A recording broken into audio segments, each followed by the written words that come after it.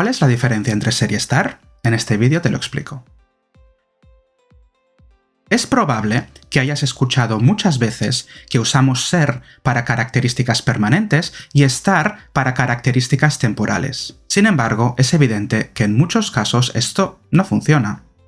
Fíjate que usamos estar para muchas características que son o percibimos como permanentes. Por ejemplo, el yogur está caducado. Esto ya no tiene vuelta atrás. Una vez caducado, ya está siempre caducado. Otro ejemplo, Juan y Pedro están casados. No es imposible que un día se divorcien, pero a la mayoría de personas casadas nos gusta pensar que es para siempre. Un ejemplo más. ¡Qué alto está Pablo! Esto es muy típico decirlo de niños o adolescentes a los que no hemos visto en mucho tiempo y que han crecido mucho desde entonces. Pero una persona, una vez ha crecido, ya se queda así. Por lo tanto, desde ese punto de vista es algo permanente. Claro, esto es el resultado de un cambio, pero todo en la vida es el resultado de un cambio. Por lo tanto, este argumento no me vale. Por otro lado, en cuanto a ser, también lo usamos para muchas características que en realidad son temporales. Por ejemplo, ser miembro del gimnasio. En cualquier momento lo puedes cancelar. Ser estudiante. Es cierto que puedes seguir aprendiendo toda la vida, pero ser estudiante de bachillerato o ser estudiante de segundo de carrera es algo que solo serás durante un tiempo limitado. Otro ejemplo muy obvio, ser joven, por favor. Si en tu caso es permanente, cuéntanos tu secreto. Y un ejemplo más, hoy es lunes, pero mañana será martes. Es algo temporal también y en cambio utilizamos ser. Entonces, si la idea de temporal o permanente no funciona, ¿cuál es la diferencia entre ser y estar? Pues la diferencia es que ser describe identidades, mientras que estar describe estados. Algunos sinónimos o ejemplos de identidad para entender mejor ser son definición, clasificación, esencia o equivalencia. Mientras que algunos sinónimos de estado para entender mejor estar son condición, circunstancias, situación o posición y etapa o estadio. Esto te puede sonar similar a la idea de temporal o permanente, pero no lo es. Hay identidades que son temporales, mientras que hay estados que una vez alcanzados ya no cambian, son permanentes.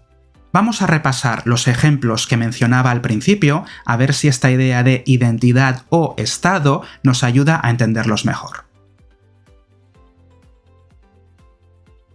Estos serán nuestros ejemplos con estar. Hemos visto ya que no podemos decir que usamos estar para características temporales, porque estas características no lo son.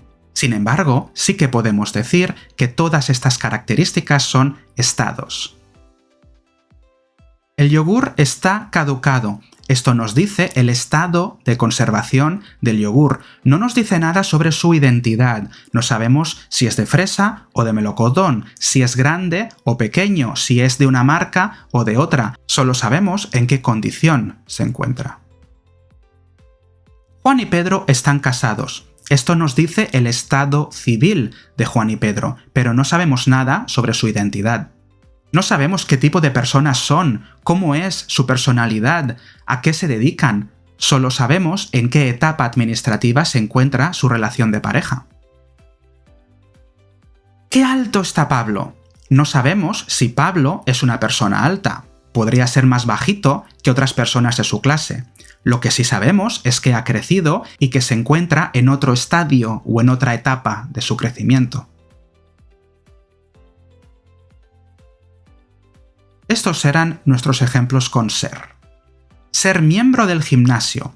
Para nosotros, ser miembro del gimnasio no es una identidad tan fuerte como nuestra profesión o nuestra personalidad o nuestra nacionalidad. Sin embargo, desde el punto de vista del gimnasio, es al identificarnos como miembros o no miembros que nos clasifican y nos permiten la entrada o no. Ser estudiante y ser joven Son dos ejemplos muy claros de dos identidades que son pasajeras, porque algún día nos graduaremos y algún día nos haremos mayores. Sin embargo, son dos características que mientras duran son una parte muy importante de nuestra identidad. Cuando una persona de 20 años va a una boda o a cualquier otro tipo de fiesta o evento social en que coinciden diferentes generaciones, muy probablemente pasará la mayor parte del tiempo socializando con personas que percibe como sus semejantes, es decir, otros jóvenes. Es posible que juegue un rato con sus primos más pequeños o que hable con personas mayores, pero seguramente en la mayor parte del tiempo estará con personas con quien se identifique más. Y finalmente, hoy es lunes. El primer día de la semana se caracteriza por ser lunes. Es un día que, salvo que sea festivo, muchas personas van al trabajo, los niños van a la escuela por primera vez después de un fin de semana de descanso. ¿Por qué es lunes? Y eso es lo que hacemos los días que identificamos como lunes. En resumen, usamos ser para expresar identidad y usamos estar para expresar estado. En futuros vídeos os daré más ejemplos y os explicaré por qué hay palabras que funcionan con ambos verbos.